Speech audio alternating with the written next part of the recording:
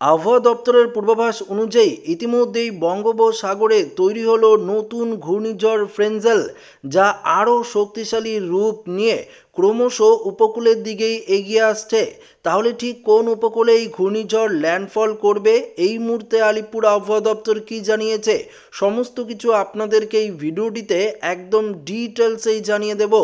ইতিমধ্যেই ভারতীয় আবহাওয়া বিজ্ঞান দপ্তরের তরফ থেকে এই নতুন ঘূর্ণিঝড় ফ্রেঞ্জেলকে নিয়ে সতর্কবার্তা জারি করে দেওয়া হয়েছে।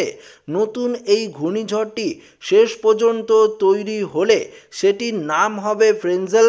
এবারে এই ঘূর্ণিঝড়ের নামকরণ করেছে সৌদি আরব।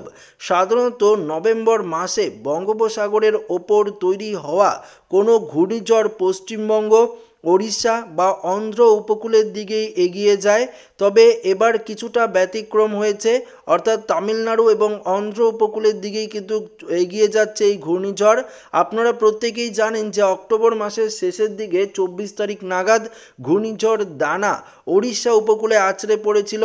তবে আবহাওয়া দপ্তর জানাচ্ছে ঘূর্ণিঝড় দানার থেকেও এটি আরও শক্তিশালী রূপ নিয়ে তামিলনাড়ু এবং শ্রীলঙ্কা উপকূল ভেসে তামিলনাড়ু উপকূল এবং অন্ধ্র উপকূলে আছড়ে পড়ার সম্ভাবনা রয়েছে।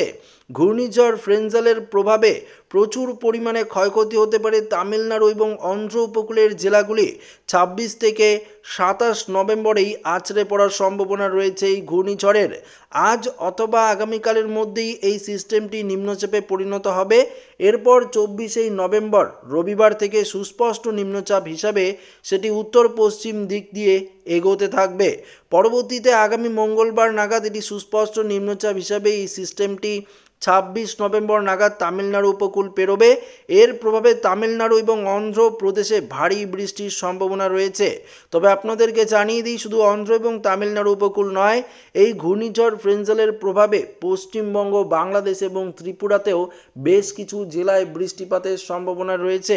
কোথাও কোথাও বজ্র বিদ্যুৎ সহ ঝড়ের পূর্বাভাস রয়েছে। তবে আগামী 24শে নভেম্বর পর্যন্ত আন্দামান এবং নিকোবর দ্বীপপুঞ্জে হালকা মাঝারি বৃষ্টিপাতের সম্ভাবনা রয়েছে ঘূর্ণিঝড় ফ্রেঞ্জেলের প্রভাবে। পরবর্তীতে 25 এবং 27শে নভেম্বর পর্যন্ত তামিলনাড়ু, কেরল, পুদুচেরিতে বজ্র বিদ্যুৎ সহ ভারী বৃষ্টির সম্ভাবনা রয়েছে। তবে ঘন্টায় ধরুন ওই 100 থেকে 140 কিলোমিটার গতিবেগ নিয়ে উপকূলে আছড়ে পড়বে এই ঘূর্ণিঝড়, এমনটাই আগাম সতর্কবার্তা জারি করেছে আবহাওয়া দপ্তর। তো আশা করি এই ভিডিওটি প্রত্যেকের ভালো লেগেছে। ভিডিওটি এখানে শেষ করছি। ভালো লাগলে লাইক করবেন, ওর সাথে শেয়ার করবেন, নতুন হয়ে থাকলে চ্যানেলটিকে সাবস্ক্রাইব করে নেবেন। ধন্যবাদ।